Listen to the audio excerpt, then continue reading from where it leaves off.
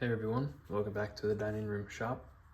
So, seeing as I had to take apart my roundness tester to pull the air bearing spindle out of it to make my last video, I figured, while I'm putting it back together here, might as well pull out the camera and we can take a closer look at, how this all goes together, how it works, and what we can do with it. So this is a topic pretty related to the precision spindle metrology series that I've been doing as of late. The difference here is we're not so much concerned about measuring the air motion of the spindle. We just know we have a very good spindle and we use that to measure the roundness of other things.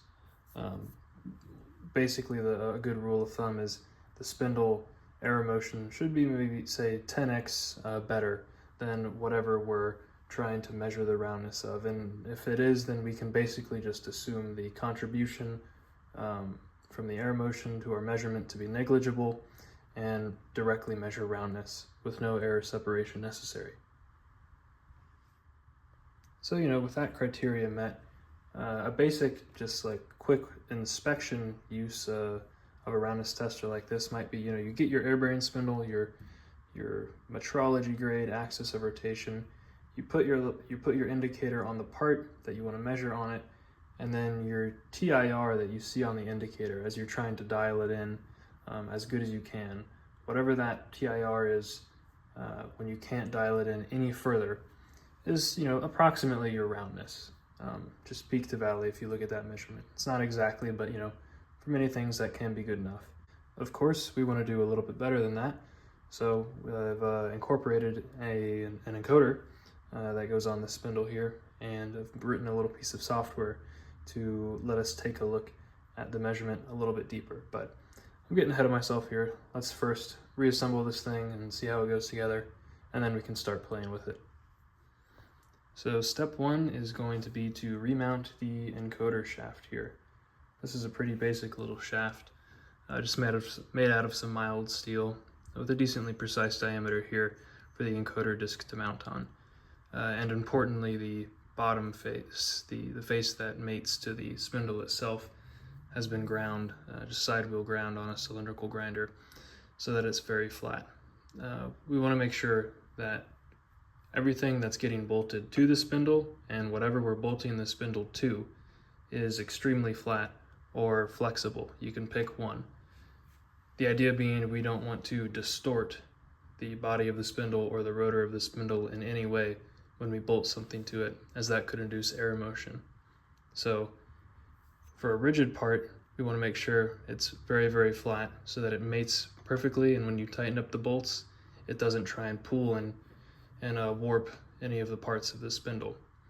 Alternatively, if you can't get your part super flat, you can just have it be, relatively flexible so that the tightening of the bolts distorts the part rather than the spindle. But in general, make the mating surfaces as good as you can get them. Okay, so I got the spindle just sort of sitting here on the rest of its components. The shaft's on there, the screws are in, but they're not tight at all, and we're indicating in that encoder shaft.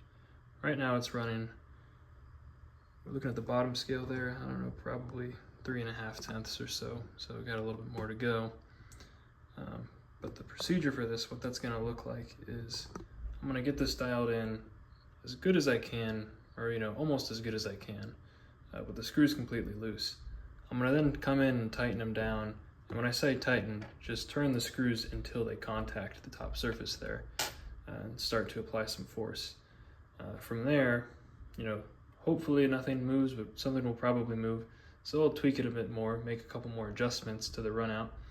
But then an important note when you're indicating stuff in like this to this level is once you've snugged down the screws and you've tapped it in and you're satisfied with it, always come back and this is just representative, break the screw loose again, just one at a time, break the screw loose again, and then re-torque it back down.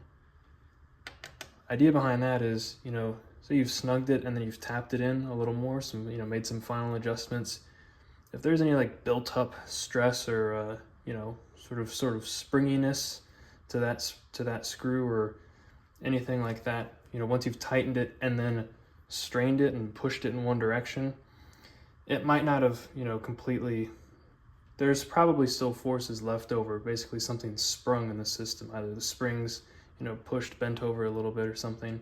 So by just breaking the screw loose and then retorquing it one at a time, you know, most of the time this has absolutely no effect on the actual run out, hopefully, because the rest of your screws remain tight while you do this. But individually, you go through one by one and just relieve any sort of stress that's been built up from tapping it in while it's snugged, and then retighten it so there's no lingering forces that, I don't know, could break loose later on and cause something to become misaligned. Okay, so with the encoder shaft mounted and dialed in, you can go ahead and bolt the spindle to the flange here. That just drops in from the top. If I can center it, there it is. Now I want to just manually feel it out, center it in the hole. There we are, like that. And then we drop 3 socket head cap screws down these counter bores to bolt it to the plate here. All right, we got the flange bolted on. Now we can put the encoder cap on the back here, over there, and then bolt on the encoder. I don't know if you can tell by the absolutely diabolical, awful holes here, but this was cut out, this was all done in an afternoon. This plate was cut out on the water jet. Pretty nasty. All right, and then finally the flange just bolts to the base here. There's a little slot cut out for the connector. This is just an old Durabar tube I'd lying around that I'm using as a base. That's it. That's all there is to it. Doesn't have to be that fancy. So let's look at how we hook this thing up and use it and measure some stuff with it. Okay, so let's take a look at the setup here. We've got the assembled roundness tester sitting on my little miniature surface plate here. I've just put a flat ground piece of steel on top of it to act as a better working surface to put stuff on. It's actually an air bearing, funnily enough. We've got a part on there that we're looking at. This is a lapped shaft from an old air bearing spindle that got pulled out of the trash. And here we've got our indicator on this nice indicator stand set up looking at the diameter. The electronic setup is basically the same thing that you might have seen in my video about increasing the indicator resolution. It's just this 16-bit ADC connected to my Teensy, and that's streaming back to the computer over serial. This cable here that feeds the ADC is going around to the back of the Tessa amp to get the analog signal out. And I've hooked this up and just made sure it worked before I started recording. And the first thing I noticed is I'm having some issues with noise that I've not had before when I've used this tester back at the old shop at school. At first I thought it was electrical, but it does seem to be a vibration issue, funnily enough. So look at the computer screen here. Right now we're not doing any roundness testing. This is just the raw signal from the indicator on the screen. And those 2 lines on the top and bottom scale, those are at plus or minus 40 millionths or plus or minus 1 micron. So, this is a pretty small distance we're looking over. And you see this ripple in the signal here, which looks awfully sinusoidal. And initially it was pretty steady state when I first started looking at it. So I figured, it's probably 60 hertz electrical noise or something. But if you watch it for a while, it's not consistent, and there are times where it stops and becomes still. Thought maybe this could still be electrical noise, but if I tap my foot on the ground or roll the chair around here, these things perturb it, and it seems to be the same frequency that's getting excited. I don't know how well this will show up over camera, but just tapping my foot is moving it quite a bit, which is even whether or not this is mechanical noise that we're seeing here to steady state, it shouldn't be this sensitive, or I would like to have a little better isolation than me tapping my foot on the ground.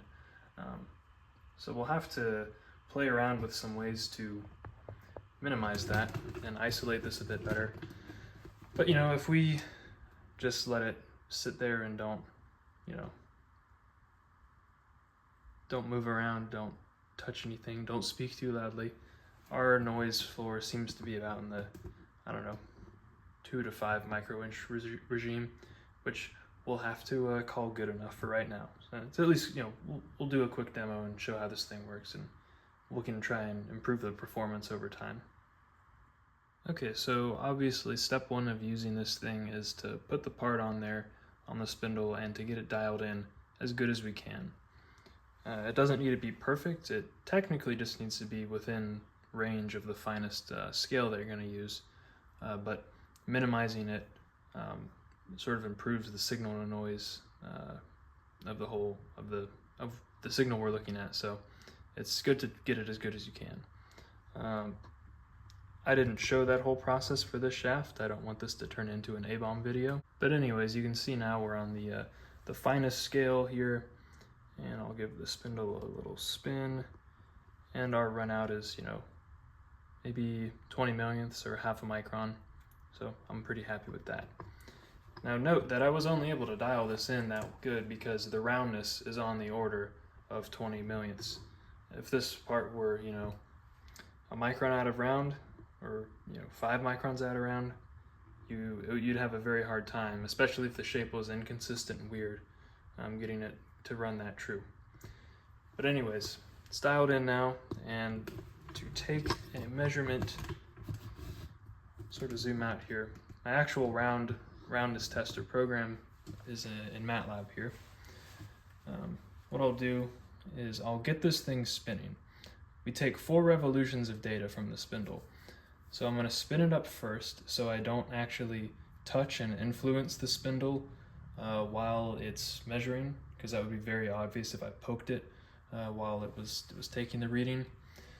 And we just let the inertia of the shaft sort of carry it through 4 rotations. So yeah, I'll go ahead and spin it up and then hit run on the program. We'll let it coast for 4 revolutions.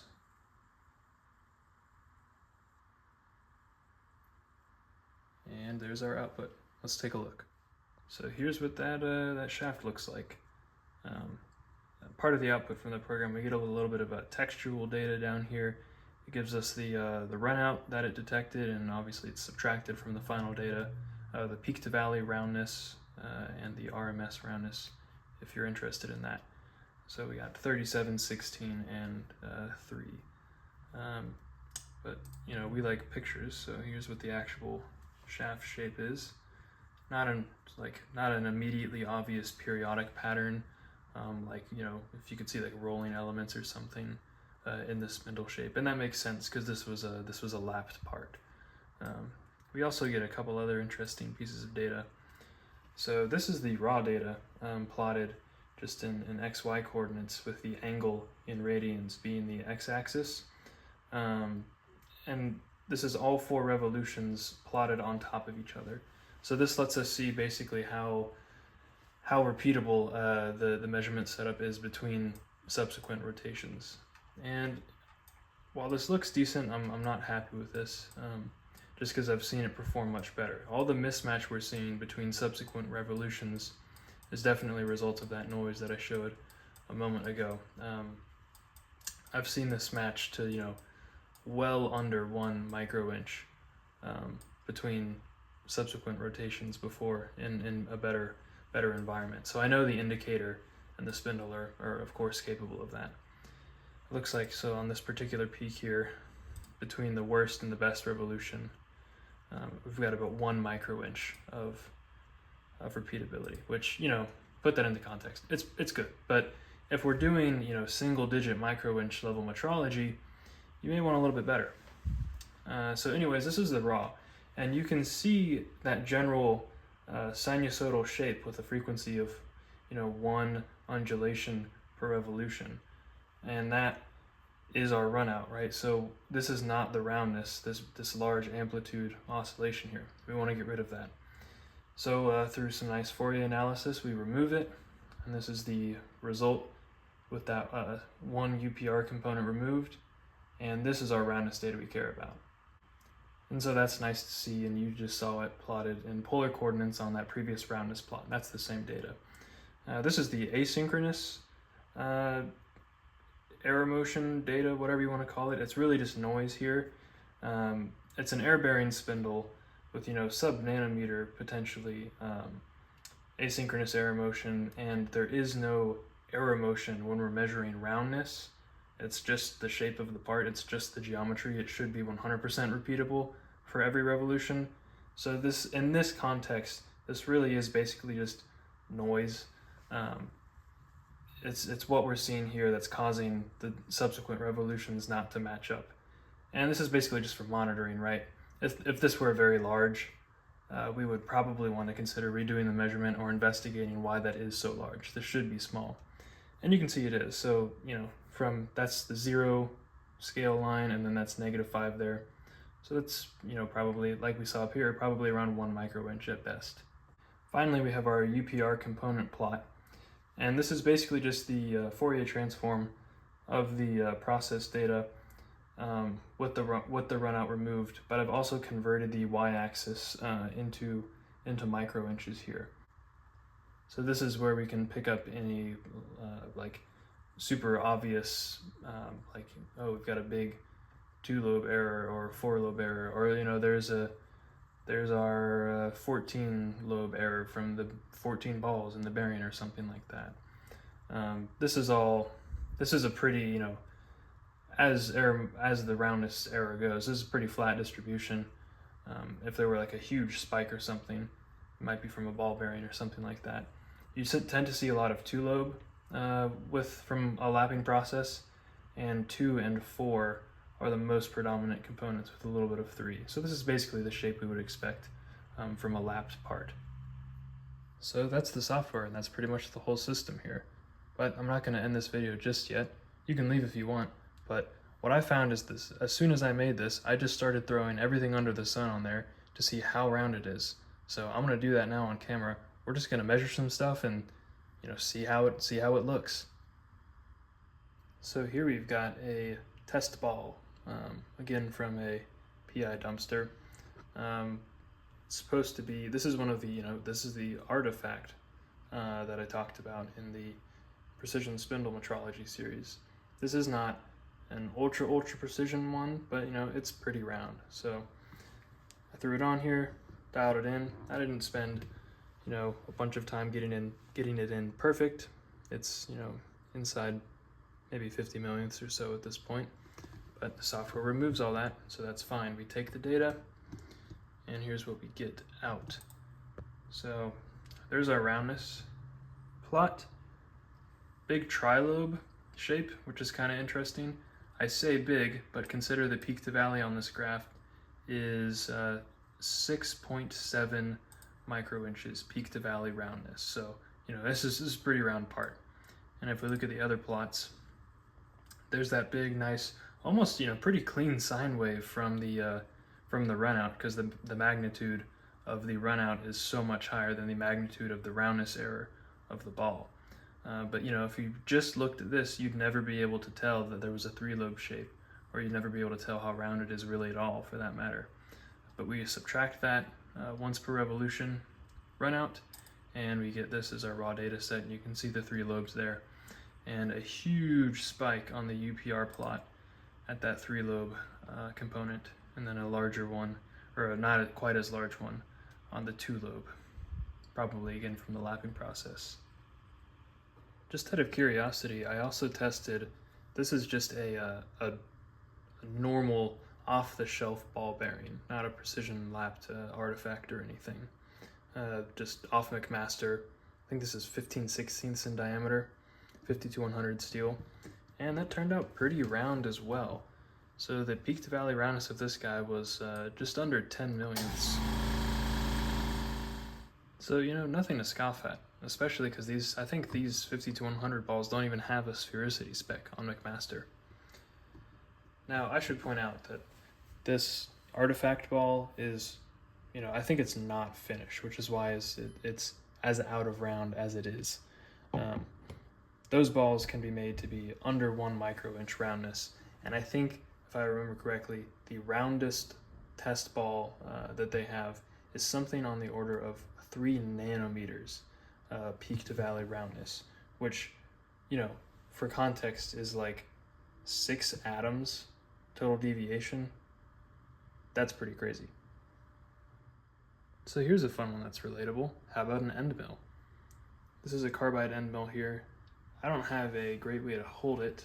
I would probably prefer a V block, but I've just put it in this little miniature grinding vise here, and that works well enough. You do need to be at least reasonably aware and cognizant to keep whatever you're inspecting normal to the spindle axis. It doesn't have to be perfect, but consider that if the angle that the part you're inspecting, if that starts to get extremely inclined to the spindle axis, you're basically looking at a slice of the part.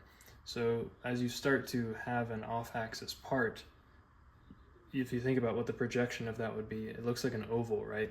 So you get a false two-lobe. It looks like your part will be an oval or two-lobe shaped, but it's really just because your part's slightly tilted. But for small angles, that basically goes to 0. So this should be good enough, this grinding vise, to inspect this well. So you can see just on the raw indicator output there, I've got it pretty well dialed in, but if I wanted to take it further, it's not immediately obvious when I should hit it. That's not exactly a clean sine wave. That's because now we're seeing the roundness. And if we look at the results, it's certainly not as good as the balls. So the peak to valley here is 33 microinches. So getting close to a full micron at this point. I actually did get pretty lucky with the dialing in. As you can see, the raw data and the data with the one UPR removed is decently close. The actual run out was only 18 microinches, so not too shabby there. Some of you may have seen these ground glass syringes before that don't actually have any mechanical seal. They're just an extremely precise fit between the two pieces, such that they seal all by themselves and can actually act as a self-acting air bearing. Steve Moll did a video on this, but this is also the effect you see in the famous Dan Gelbart video where he puts the 2 ground pieces in and spins them like this. So surely this has got to be pretty round in order to do this, right? Let's see. So I've had to be very careful holding on to this, clamped very, very lightly here in the vise. Not just because of the fact that it's glass, but also because of the fact that this is actually hollow. The piston, it's sealed top and bottom. It's not open in any way, but the inside of it is a cavity. It's empty space. Crazy how the economics of that work out to where somehow it's, the material saving for making it hollow is greater than the money spent to make it hollow. Anyhow, put it in there. This also highlights the utility of having a separate plate sitting on top of the spindle, sort of as a chuck plate. This would be a very difficult thing to tap in and dial in just because of this weird rectangular body. The friction is not uniformly centered about the axis of rotation, so if you hit it here, it would probably rotate in a weird way and not just translate like you'd like. So having an additional plate, which I can tap on here to dial in the run out, is quite convenient for that purpose. But anyways, here's the piston, the ground glass piston result. Peak to valley, 33 microinches on that guy. So not too shabby at all, on par with the end mill. But of course the diameter tolerance is the other critical part of the glass piston puzzle. So we've been looking at a lot of really precision parts. What about a quote-unquote normal part? So this piece of brass here happens to be diamond turned on the top face, but this diameter that we're looking at here, just turned with a carbide insert on a regular old lathe. nothing fancy. So how round is that sort of thing? Well, the peak to valley here is 58 millionths. So we've broken the 1 micron mark for roundness. And we've got a little bit of a potato shape going on there. Those spikes aren't just noise, those are actually some sort of defect on the part itself. Because as you can see in the raw data, all 4 revolutions caught that. So it's not just like a bump that happened, like a mechanical jostle at one point. It happens at the same exact location every revolution. So that is real. But yeah, that's a little more representative of a traditionally turned part on a lathe in decent condition. This is a good example of why you can't just keep arbitrarily increasing the precision and tolerances on a part if your machine tool isn't scaling with it. You know, if I wanted to turn a diameter to a 1 micron tolerance on this particular lathe, even if I have the metrology to do that, right, I can get my fancy indicating micrometer and I'll put my millimeter in it so I can measure that diameter to within half a micron of precision. But even if my metrology is up to snuff for measuring that length to that precision, if my part differs in diameter in 2 different orientations by, you know, a micron, then, you know, what's the actual size of the part? It just goes to show your machine tool you're using needs to be capable of producing a geometry good enough to allow you to inspect the dimension to the level of precision that you desire.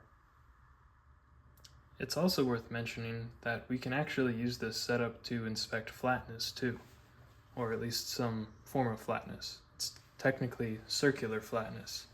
So as we now look at the face of a part and spin it underneath the spindle, we get the height deviations as the surface moves underneath it, and it tells us the flatness of this single trace around the part. So for a piece like this was just ground on a normal surface grinder. This is probably not going to be sufficient metrology to make, you know, sweeping statements about the flatness, because, you know, you have all this other area where there may be something else going on. But for parts that have a, you know, or that are probable to have a radially symmetric flatness profile, like a rotoground part or a diamond turned part, or something where you would expect the circular flatness to sort of have a similar shape at many diameters, this can be valuable information. And if you want to get really crazy with it, you can absolutely take a circular flatness profile at 1 diameter. You could have a linear stage on here, increment in to a new radius, right?